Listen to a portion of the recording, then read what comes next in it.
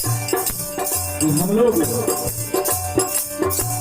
जैसे गाड़ी में ड्राइवर का लाइसेंस होना चाहिए कि नहीं होना चाहिए।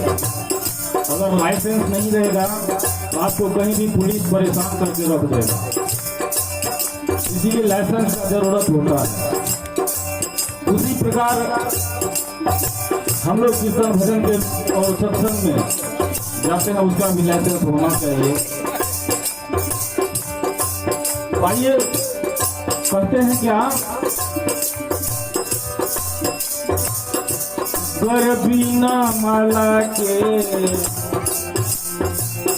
तिजोरी बिना ताला के, कर बिना माला के तिजोरी बिना ताला के, घर बिना माला के तिजोरी बिना ताला के, घर बिना माला के तिजोरी बिना ताला के।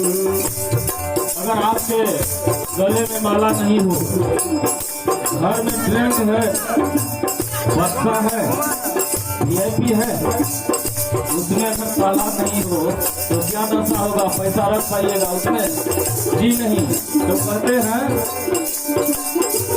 घर बिना माला के तिजोरी बिना ताला के।